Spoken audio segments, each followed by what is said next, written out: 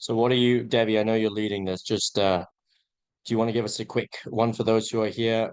What are you excited about for today? What are you really keen to talk about and really keen to hear some questions about as well? Because obviously we'll spare some time for you folks at the end of the day to ask whatever you'd like of Debbie and of Millie. But what are you guys excited about talking about today? Yeah, so really looking forward to discussing, how parents can better use their child's time in the summer, what kind of roadmaps work. I'm going to be sharing some student roadmaps of students that have, started thinking about these things in grade 7, grade 8, grade 9. For those of you who speak Chinese, because I know there are a lot of Chinese participants, we have the presentation deck that is also in Chinese, so you can follow along. But yeah, just excited to be, super helpful to the team and to the participants, and encourage all types of questions. That's wonderful. That's really good to hear. Millie, what are you kind of excited about for today? What do you want to hear from Debbie as well, just as our expert speaker? Yeah, I'm excited to kind of learn how our students can utilize their summer, and what different opportunities are out there too. I think sometimes students struggle to find internships or really how to make the best use of their time during the summer. So yeah, I'm really looking forward to that. Phenomenal. That's always good to hear. I guess one of the things that I'm always keen on and I always get questions from our kids about is just the idea of what actually matters even when you're applying to admissions. We've heard a lot of things about the States and college, and there's different news coming out that, internships aren't counted as much and things along those lines because typically internships are reserved for folks who have a few more connections than every socioeconomic class. So there's been a lot of news about it, I guess, and I guess that's what I'm most excited to hear about. What really gets looked at, and therefore how worthwhile is it doing during a summer instead of just potentially doing something that maybe doesn't matter at the same point in time. Or if something doesn't matter, maybe is there something there as well that actually will help me in the future, even if Mm. we're not thinking about college applications as well. So I think that's where I'm excited to hear from you, Debbie, at the same point. I think.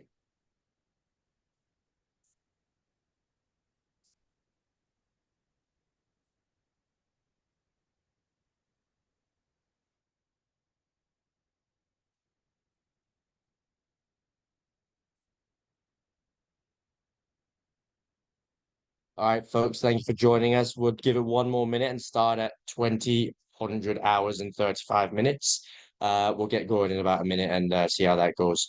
Appreciate you all joining. Everyone who's late, no worries. If you've got friends joining, we have a recording. They will absolutely be able to get that as well if they require it as well.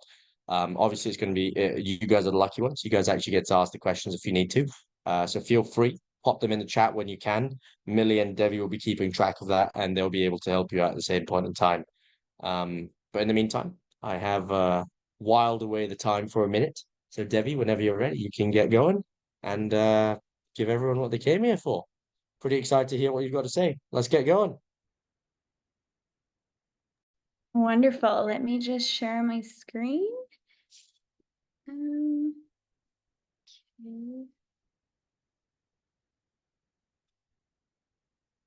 Hope everyone had a nice weekend as well. Okay, I'm gonna share. Make this.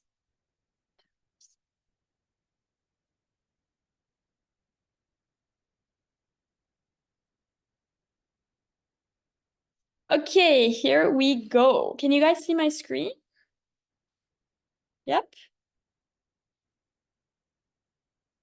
Millie, you can see it? Yeah, I think you're good to go. Wonderful, wonderful. So hi everyone. So nice to meet you guys on a webinar. This is my third webinar or third event of the day. So, please excuse me if I'm a little bit choppy. Today's focus is really going to be on how to maximize your child's summer, how to make it efficient, how to use your time wisely. And I'll also go through some tips and tricks that parents can use for their child in terms of acquiring soft skills like time management, organization, etc. So a little bit about me. I grew up in a family in Belgium, and I grew up to a middle-class family where I went to a French school. And in my family, education was more important than food. It was more important than clothes. It was more important than entertainment. It was really the currency for success. And my parents sent me to a French school.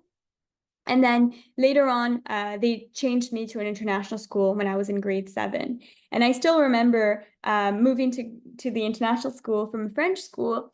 And I was so upset because I had finally made friends in a French school. And then I have to move to an international school where I don't speak one word of English. So that was quite upsetting. But when I went to the international school in Belgium, my eyes opened. I pursued, the DP diploma. I had, both a French and English degree. And I was really amazed by what international schools can offer. So in grade 8, in the Antwerp International School, I was struggling a lot with my academics. I was struggling with English, essay writing, and speaking. And I was even asked to repeat the year. And I remember telling my teacher, his name was Mr. Vlantis, that, I really want to try and I know I can do it. I just need to know the structure and the technique and the pathway, and I can get there. And so from grade 8, he let me go to grade 9 without repeating the year. And 4 years later, I ended up graduating top of my class. So I went from last in my class to top of my class. And to me, that was a real realization that, there are a lot of gaps in the education system. Learning is sometimes restricted, right? There wasn't enough focus on English. Learning didn't feel personal enough to me. So I ended up applying to US for university, and at the time, not a lot of kids from Belgium were applying to the US. So it was sort of a foreign thing. And I applied to 15 universities and I got into NYU. And when I got into NYU, I really liked New York, but I felt that it was a huge culture change for me. Growing up in Belgium, moving to New York, New York was busy, it was raw, it was chaotic, and the kids in NYU grew up very differently to me. So I also wanted a school that had a campus. So I decided to transfer to Georgetown University, which is a college in Washington, D.C., which at the time was like 6 or 7% acceptance rate. And when I went to Georgetown, that was when, things changed for me. So while I did not get a scholarship for Georgetown, I begged my parents, let me go to Georgetown. I will pay you back. I will take every job I can on campus. And as soon as I got to DC, Washington, DC, I applied for an internship at the White House. And the next semester, I applied for an internship at the OECD. And I was so amazed by Washington, D.C. I was so amazed by the professors in the university. And so much so that I became a teaching assistant. So I would help my professors grade papers. And I love that feeling of teaching. I love that transfer of knowledge. So much so that in my last year of university, I started a company for college students to tutor other college students. And I operated that for 1 year. And then as I was doing that, I said, where do I want to work? And to me, Goldman Sachs was my dream company. It's a Wall Street, one of the best banks in Wall Street. And I said, wow, I should apply there. And I networked a lot. I worked with, Georgetown alumni and spoke with them and said, this is the company I want to apply for. How do I get there? And I learned in this process that networking, learning how to build relationships, was not a skill that you learn in school. So I joined Goldman Sachs for 3 years. I worked there. And as soon as I paid off my college tuition fee to my parents, I said, I need to move and start my own company in education. So this was 7 years ago. I started a company called Ascend Now, which is the company that I'm CEO of. And we've worked with 9,200 students. I have personally worked with almost 800 students. I have helped them with university. I have helped them find their passion. I have helped them really figure out what it is that makes them tick and how to get there. That roadmap, which I will get to in a second. So Ascend Now was founded with a lot of pain points. You know, one of the key conditions I have at Ascend is that I would like to meet every student we work with at least once a year. And today I sit on the board of Georgetown University, also work very closely with the TEDx community. So if kids are interested in doing TED Talks, public speaking opportunities, and I also advise to some high schools like Dulwich College or UWC. So if people have questions on transferring high schools, I can also answer that. More importantly, I have my colleague on here today. Her name is Millie. She is an advisor to Ascend Now. So Millie, if you want to just quickly wave. She will be more than happy to answer any questions regarding our programs, as well as organize any information sessions with your child. Here.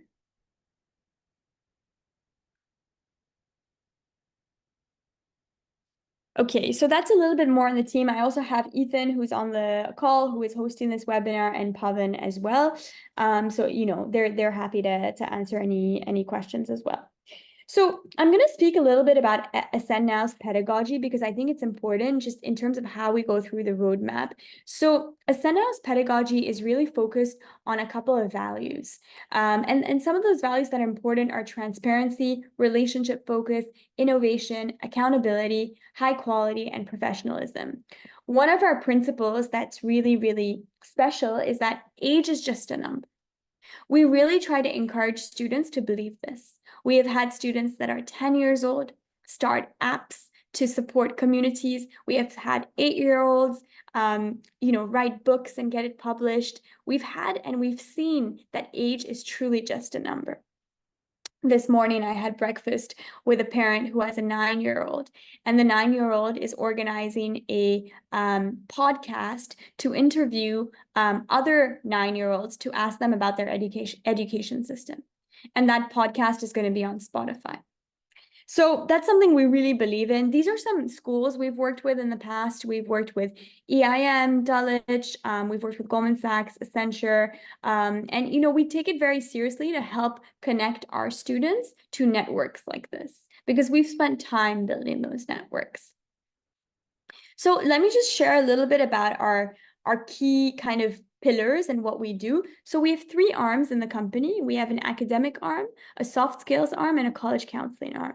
So in the academic arm, our main focus is to help students and structure their academic journey. We work very closely with qualified IB, AP, IGCSE examiners that support our students in exam technique. When I was an IB student 15 years ago, I struggled with applying the knowledge. I struggled with that piece. And for that reason, today we have 130 IB examiners and AP examiners and IGCSE examiners that support our students online. The second arm we have is soft skills and entrepreneurship. Here we encourage students to think big. You want to start a business? Let's work on it together. You want to start something in fashion? Let's work on it together. You want to publish a book? Let's write it together. We try to encourage and figure out what students' key interests are. Soft skills is one of the most underrated parts of education, in my opinion, and it is the single most determinator of success in high school. You have to be good with time. You have to be good with organization. You have to be good with planning. If you don't have those skills, you will not succeed in high school. And entrepreneurship is a very nice vehicle. It's a very nice avenue to teach kids that skill. At the end of our entrepreneurship course, we have something called a bullpen. It's a competition where kids present their business ideas to investors. And kids can get up to $2,000, $3,000, $4,000 if they win. In fact, if you guys are in Singapore, I see about 60 people on here. And if you guys are in Singapore on Wednesday, we have a bullpen competition in UWC. So if you are interested, Millie, if you can just put your email on there, you can reach out to Millie and you're more than welcome to join. These are open events for anyone. The third arm we have is college counseling. College counseling is just a combination of these two. And the purpose of our college counseling arm is to really help students get a roadmap of how to apply, when they apply, how to make themselves stand out. I was just talking to a student 30 minutes ago, and she was telling me, I have the grades, but I have no resume. And this is something we really specialize in. So now I'll get into the meat of this webinar, which is really UK, sorry, give me a sec. I don't know what's happening. Okay.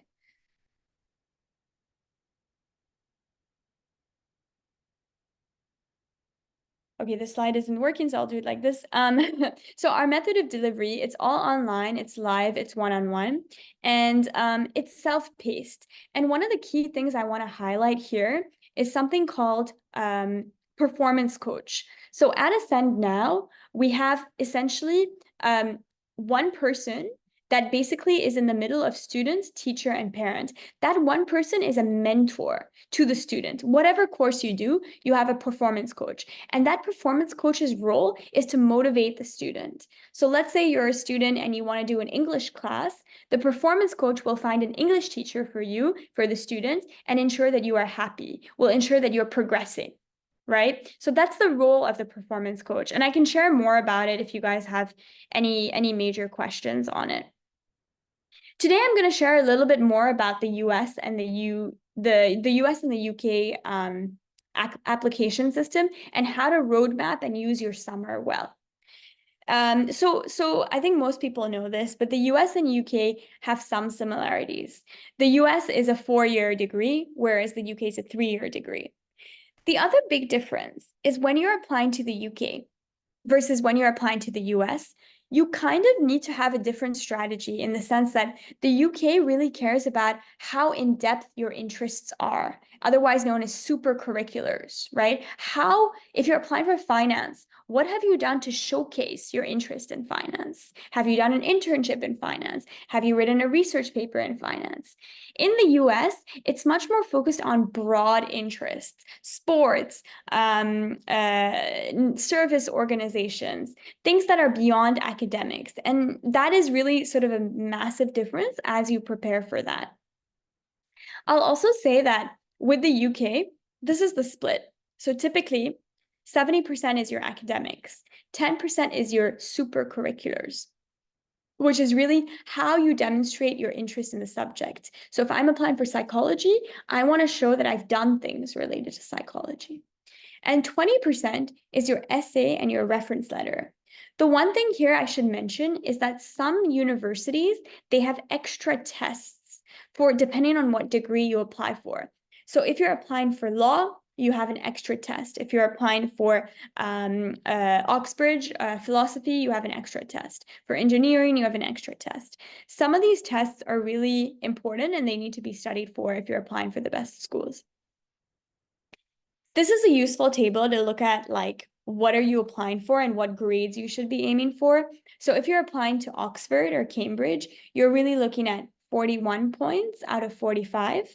If you're applying to King's College, UCL, London School of Economics, you're looking at 39 points. And if you're applying for that third level, like Durham or Southampton, you're looking really at 36 points. So this is just to give you an idea of what you should be aiming for.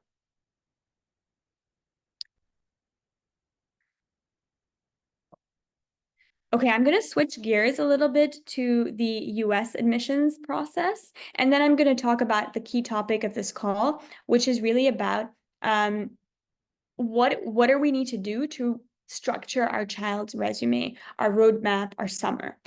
So for the US, this again, a lot of parents know, but this is sort of the split, how universities look at you. So universities are looking at test scores as 15%. So this is something interesting because the SAT is becoming optional. They're looking at grades, and then they're looking at extracurricular, passion project, internship, volunteering, publishing an article. What have you done outside of school? Your grades just gets you in the door, but what really gets you in is this. And then how does that match your essays, right? That's super important as well. And I'll get into each one in a second. So these are sort of some of the things that, you should think about as and when you apply to US university. And just to go back to the scores, again, I think a lot of parents love these slides because they really can see what you should be aiming for. If you're looking at Harvard, Princeton, Yale, you're really looking at 42 points out of 45. If you're looking at Brown, Columbia, Cornell, you're looking at 40 points. The top 20 schools, you're really looking at 38 points. This is where most of our students fall into. And then if you're looking at the top 30, you're looking at 36 points. So this is just about that end goal, right? In terms of what we should be aiming for. Okay, so now we're talking about the roadmap and why we need to start early. So in today's kind of landscape, starting early is not really an option. Most schools do not assign a college counselor until grade 11. Grade 11. Grade 11 is when you have to have everything figured out. Doing a roadmap that is structured, that is technical, will be very beneficial for students as they think about this. If you think about high school, right, there's so many uncertainties. You know, the quality of your teachers, the subjects you choose, the quality of your counselors, distractions, maybe you move countries, maybe you move schools. There are a lot of moving parts, a lot of things that are uncertain. One thing that is certain is having a nice roadmap, a nice proven formulaic method, which we have to showcase how you can plan every activity and every month of your child's journey. So here's how I would break it down. This is how I would think of grade 8 to grade 12. Grade 8 is really about figuring out who you are, what are your interests, who the kid is, what is he passionate about, what excites him. And if you don't know what excites him, that's okay. Just give them exposure. Give them those avenues to discover, to be creative.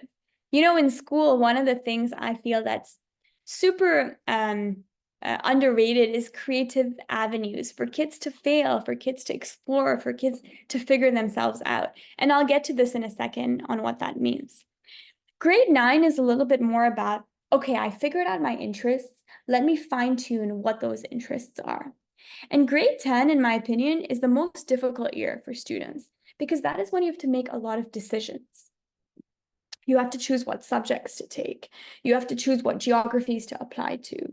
You have to make life-changing decisions. If you're applying to the UK, for example, you have to look at subjects that relate to your UK requirements.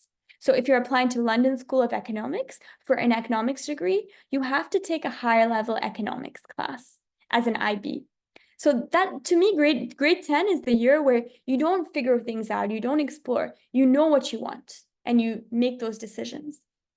Grade 11 is when you start taking the IB, you start taking the AP, you start taking the main curricula.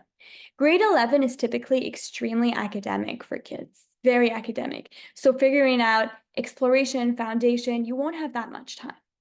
And grade 12 is when you start applying. So let me break these down for you guys. So grade 8, as I mentioned, is really about getting to know the students, self-awareness, understanding the interests. There are 4 buckets that I would focus on here. I would focus on academics. Having a strong proficiency in English and math is non-negotiable. I can't tell you guys how many times I have worked with students that cannot write a straightforward, clear essay. In the past 6-7 years working with 800 students, I think I have worked with maybe 3 or 4 students that can speak clearly and write clearly. It is one of the most underrated skills in academics. So writing is one to think about, and it's a skill that needs to be practiced, right? It's not a skill that you learn today and you can do it tomorrow. It needs consistency. It needs to be recycled and practiced. To give you guys an example, we have a student, his name is Kabir. He started a company called GameX to help distribute games to other kids. And he hates writing. But every week he writes a short weekly update on his game. And he puts that on LinkedIn. And today, 6 months later, he doesn't love writing, but he definitely is more proficient at it. Then we have enrichment. Enrichment doesn't mean signing up for every single extracurricular. It doesn't mean, putting every single thing at school because kids don't even like a lot of CCAs, to be very honest. It is figuring out what are the project-based activities that my kid can do, like entrepreneurship What are the important facets of the admissions process that hits, right? These are leadership projects, impact, social entrepreneurship, sustainability. So thinking of projects like that, and I will show you a few examples. Then we have soft skills. Again, guys, time management couldn't be more important. One little tip I have here for parents. Every parent, every kid struggles with time management. Actually, everyone struggles with time management, even adults. One of the ways you can teach your kid time management, next time you go on holiday in summer, get your kid to organize the flights, the restaurants, the entertainment, the whole process end to end, and see how they do it. Give them a budget. Say the budget is X dollars. I want you to plan this trip to China, and get them to do the whole thing. You will see how these activities will really help build a time management, a schedule into their skill set. Next time you have dinner or lunch with your child, and your child is organizing the deciding where to go for dinner, tell your child to send you a calendar invite, right? Invite you on the calendar so you have that. This is a super important skill. I cannot tell you how many times I have had students who are so smart, so gifted, and then in high school, they drop their grades, they drop everything because they don't have the skill. Super important. And then finally, we have college application, which is really about thinking about a little bit, where do I want to go? What geography, what environment do I want? I shared with you guys the story of NYU for me, and New York wasn't the right location for me. And had I done some research prior, I would have known that maybe that's not the right environment for me. Grade 9. Grade 9 is that first year where things start to hit, right? Things start to matter. So scores matter now. You have to also recognize the need for individualized support in grade 9. Some subjects at school, like sciences and maths and English, will not resonate super easily with your kid, even if they're good at the subject. Why? Because they don't know the exam technique. They don't know the structure, which is even more reason why it will be helpful to have personalized support for this. Personalized support, and I'll give you guys a very clear example in just a second. To me, that's the future of education. Other than academics in grade 9, you can think about the rest, but academics will sort of be your first adjustment, right? And I will share these slides later for those that want to go through. Grade 10 is now that year of decisions. I have to choose what subjects to take. I have to, really understand what curriculum to choose. Do I choose the advanced placement? Do I choose the IB? Which one is better for university? Really thinking about those decisions and having a guide, a performance coach, or someone to help you make those decisions. That's not your parent is very useful. Outside of that, enrichment, here's the time to figure out, this is what I'm going to do. These are the activities I'm going to do, and that's it. No time to really go into all the activities because you won't have that time. In terms of soft skills, your real 2 skills that are important is, how do I make decisions? How do I problem solve? And how do I communicate? And then finally, looking into potential colleges and universities and their requirements, super important. I have a student who is applying for medicine, and she's in 11th grade. She just joined me, and she said, oh, I didn't take any sciences in my subjects. We can't apply for medicine. Some UK schools do not allow that. So that's something to really think about. So here I want to share you guys an example, and then I'll open the webinar up to questions. And this is an example to showcase how personalized education can be. So I met Alex in grade 7. She was recommended by one of her classmates. She goes to Singapore American School. And I met her. She's nice, she's pleasant, she's a bit reserved. And she finds it very hard to deal with pressure and stress and to communicate. She doesn't really open up that easily. Her dad is from Princeton University. He's wonderful, but she's an only child. And she felt stuck. She felt lost. So she comes to me and she says, I want to do three courses with you. I want to do English, I want to do math, and I want to do entrepreneurship. But she says, mainly I want to do this because I'm not happy in school. I want to apply to another school. I want to apply to boarding school. So she starts her entrepreneurship class, and in that class, she comes up with an idea called Maths app. She says, I'm doing math, I'm doing entrepreneurship. Why not connect the two? Let me start an app called Maths app to help kids with math problems for free. She struggled with math, and she said, let me solve that. So after taking a few sessions of math and entrepreneurship, she launches the idea of Maths app. She starts working on the idea, how to build the app, etc. Her English teacher on my team notices her strength for public speaking. She starts English lessons, and her English teacher says, hey, Alex, why don't you apply to do a podcast on Spotify? And she applies for it, and she even presents in our bullpen competition, which is a Shark Tank for kids. So that competition I was sharing about in the entrepreneurship segment, it's where kids pitch their business ideas. Alex did not win, but she definitely boosted her confidence.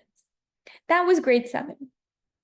Moving on to grade 8, Alex's English teacher on my team asks Alex to write a research paper on the lack of youth motivation.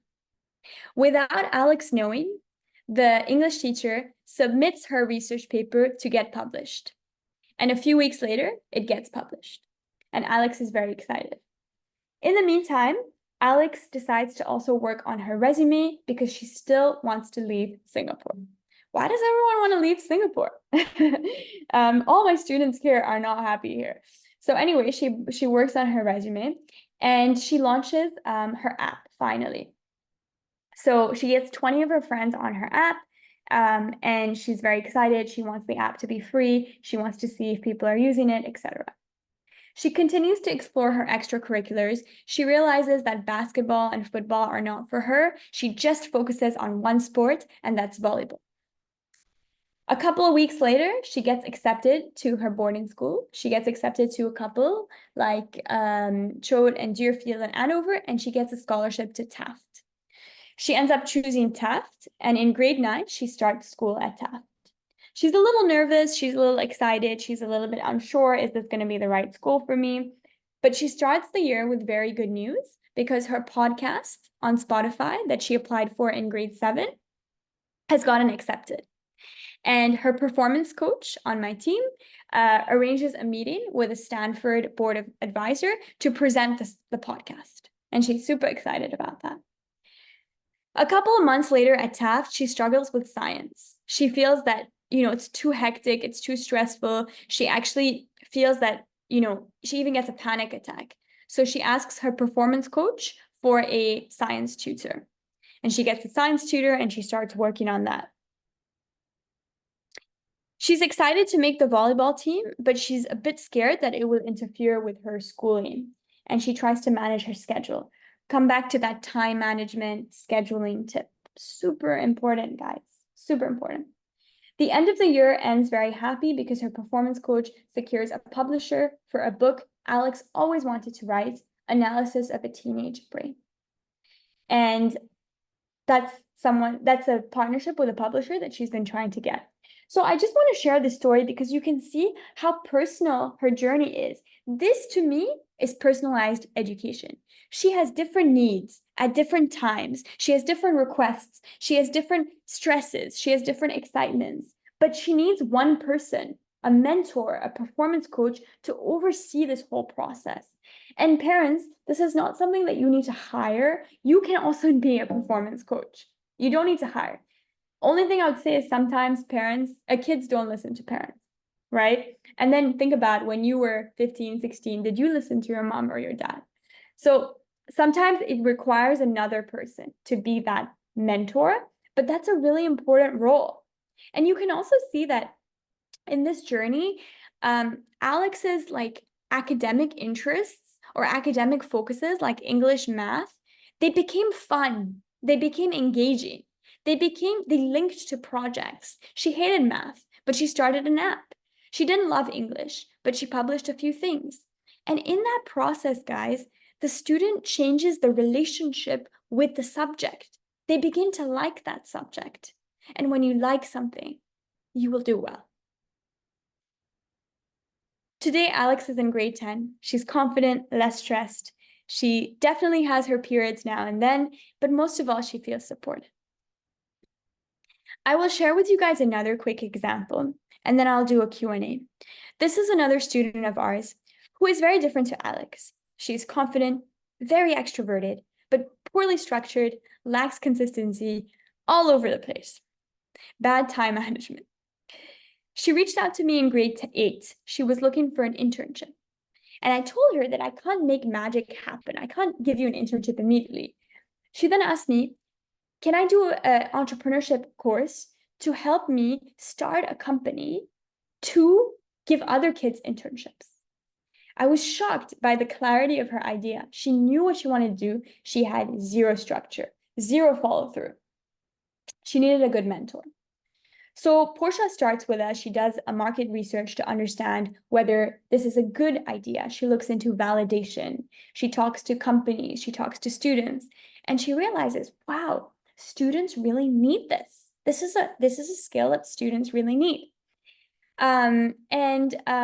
She goes up, this is grade 8. She even goes up to building a business model for her idea, the pricing of the different programs, how to budget her expenses. And she even creates a website, which is actually Intern Ed. I can actually show you guys. And I'll send it on the chat as well. It's interned.com. And this is Portia. Intern Ed is meant to democratize internships for all students, making work experience accessible and affordable. So this is her project, and this is in grade 8. Sorry.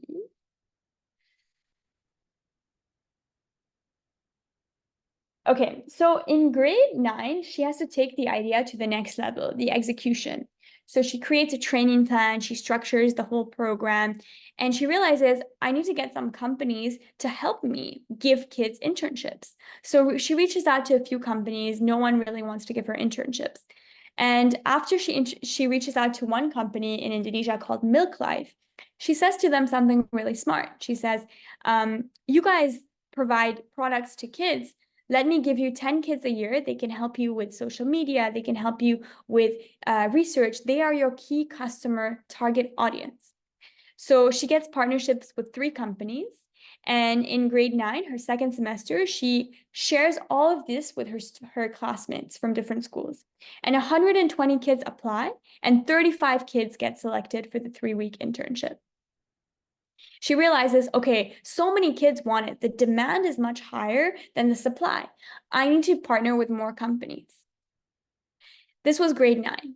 Then in grade 10, she decides to present in the Shark Tank for Kids, the bullpen competition, and she wins $2,500. At the end of grade 10, we think about all the things she's achieved, but we also think about her strengths and what are the things she learned. She learned how to have a sense of responsibility and purpose. She learned what her interests are. She learned how to research, such an important skill, researching, finance, money, business model, time management, networking. She learned all those skills through the project. You go to your kid tonight and you're like, hey, do you want to learn these skills? Probably they're going to say no. But if you learn it through a project, they might want to do it. In 3 years, this is what she got. She impacted 8 companies, 75 student interns, and $12,000 in revenue. So this is just to show parents that impact takes time. This took 3 years. But this is the reason she got into university. She used this for her university essay. She used this in her university interview. And when she got accepted to her university, they wrote on her acceptance letter, which was Boston College, we loved your idea of intern ed. This is to show that this is not only just for skill set, but it's also to get into a good university. So that's pretty much it for today's session. I hope that today was somewhat useful in terms of sharing with you guys what is stop sharing. What is kind of that roadmap look like for summer or even for the year, and how do we kind of plan that across?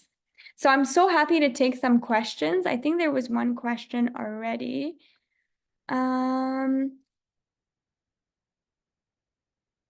But please go ahead and ask any questions if you'd like. Okay, one question was private messaged me. How is a performance coach work with my child? How do you find the best performance coach for my child? Okay, so a performance coach's role is to be a mentor to the child. So we need to first meet the child and understand how they learn, how they communicate, what interests they have. And based off that, we will match you with a performance coach or a mentor that will be with your child throughout the journey. So I just shared with you guys Portia's example. She had the same performance coach for 4 years, because then she got into university. That person does not change. Any other questions from any other parents? Oh, what kind of activities do colleges look for? Okay, great question. I'm going to share my screen again. This is one of my other students, and we did a website for all his activities. Universities typically look for activities that are associated with impact and leadership. This is a student who built a portfolio building course. He recorded videos on different concepts like finance, saving, and then he donates these videos to nonprofit schools and students that can't afford these courses. Universities are not always looking for president of student council or captain of volleyball. They're looking for something deeper. They're looking for students who can make a difference. They're looking for students who can make a mold and who think differently. So if you're struggling figuring out activities, let us reach out to Millie, and I would like to meet your child over Zoom with Millie to figure out what excites them. And then I can give you an assessment on this is what your child should be doing. And a lot of these things, yes, the students get a lot of help, but it's their interest. And that's why they feel more passionate about it. I will show you another quick example, and then I'll take the next question. This is another student. She was passionate about sustainability. And she started a company called Food Flip to recycle food wastage. And then she donated $35,000 of food from collecting food wastage from 15 restaurants in 1 year and 20,000 pieces of bread. I had a parent ask me a couple of hours ago in our event this morning, what if my child is not good at leadership? That's okay. We can come up with activities that are true to your child, but also that have some kind of impact component, because that's really important. Whether you apply to the US or the UK, impact is really important. Yeah, I see quite a few other questions.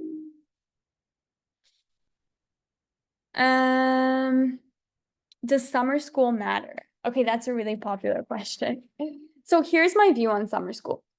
Summer school matters if you want your child to get exposure to living alone, experience, getting, that kind of like, like that independence.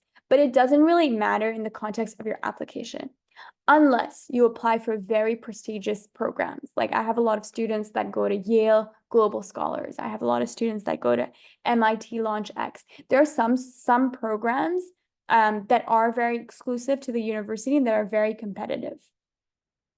So think through that. But I can give you more specific guidance if you tell me which summer schools you're aiming for, and I can share with you if it's a good idea or not. If you are considering summer school, get your child to go early, like grade 8, grade 9, grade 10, not grade 11. Grade 11, there's too much stuff going on, including all your college essays. How many activities does my child need to do?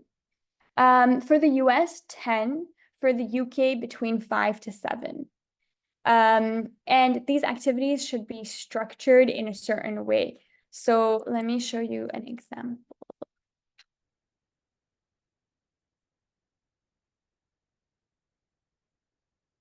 This is an example for the US. This is a student who applied to a few Ivy Leagues. She's now at Georgetown. She's in her 3rd year. These are her activities. So she is a dressage rider, so horse rider. She's champion competitive dressage rider of the year. So this shows leadership. She's UWC Great Ambassador. She leads school tours. This is her passion project. She started a company to help women with food and sanitation in Africa. She started this project in grade 11. And then she got published on Huffington Post. She's, head of design and layout, delegate at MUN, student leader. None of the activities here show summer school. So to me, that's not super, super important. But yeah, I mean, thinking about how you kind of like roadmap those activities is quite important, because 11th grade and 12th grade, it's just time is not on your side for most students. So typically we start all the way from 6 years old till 18 as a company, but for projects, we start as early as grade 6, grade 5, grade 6. So if you have kids grade 5, grade 6 who are very excited about something, or who want to compete in entrepreneurship, or who are not sure what their passion is, who have a bit of extra time, we would suggest the project on a project basis, because then the student can really figure out what they're excited about.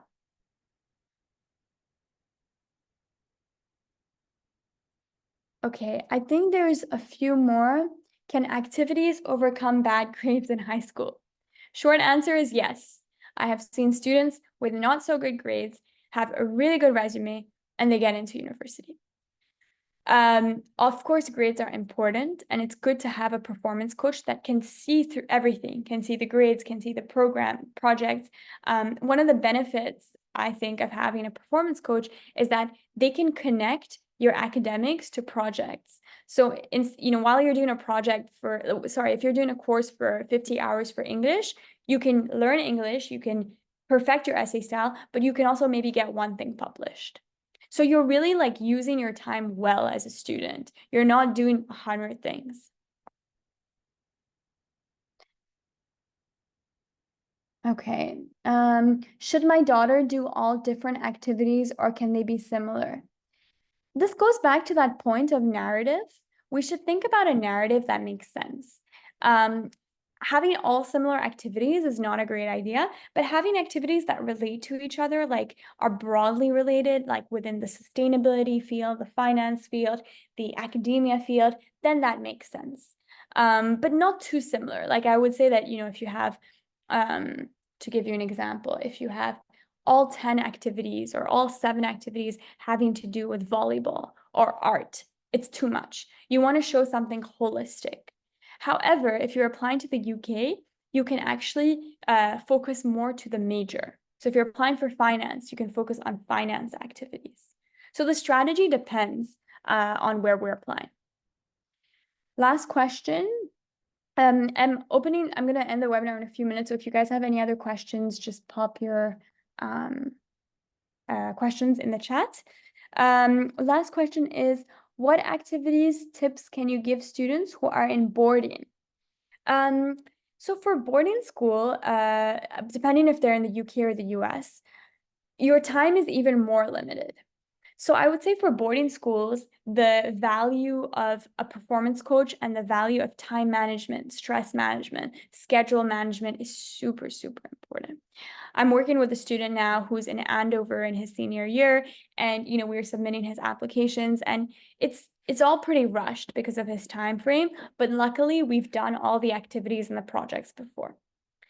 Boarding schools are typically more intense academically, and it's just harder for kids to manage their time. So starting even earlier in boarding school is a tip that I have.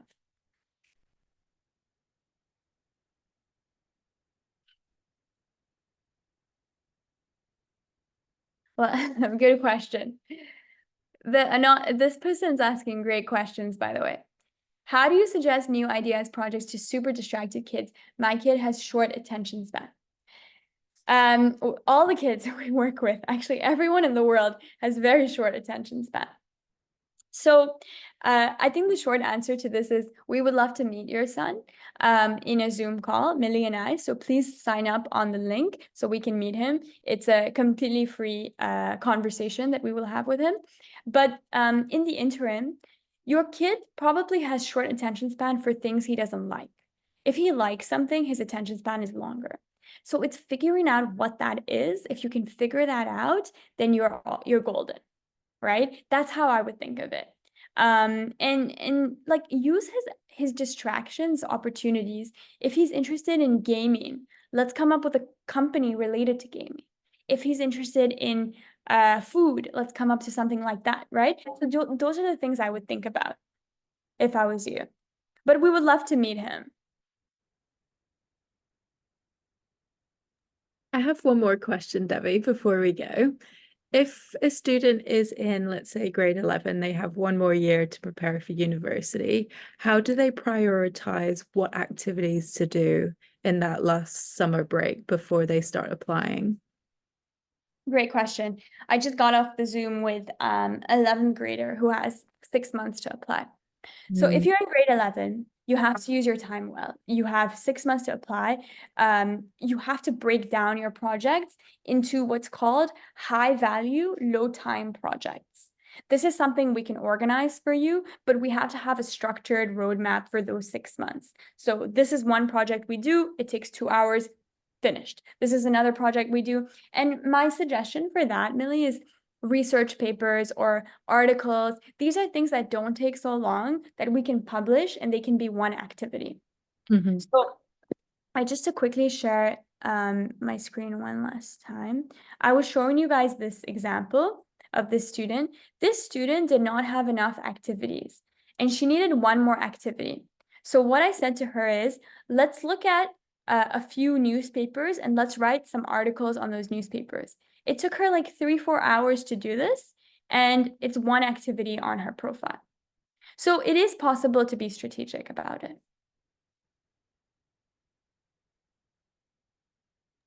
Perfect. Thank you. I think that'll be helpful for any grade 11 students that are with us today. Of course. I hope today was helpful for everyone. And do share with us your feedback. And if you have any questions, we host these webinars every few weeks and they're open to everyone. So I'm super happy to see 75 people on here. So thank you guys for joining, and do reach out, if you have any other questions. Millie has put her phone number and her email on here, which I will paste again. Thank you all. Have a good night and good evening. Thanks so much, Debbie. Take care. Thanks, Millie. Bye. Bye.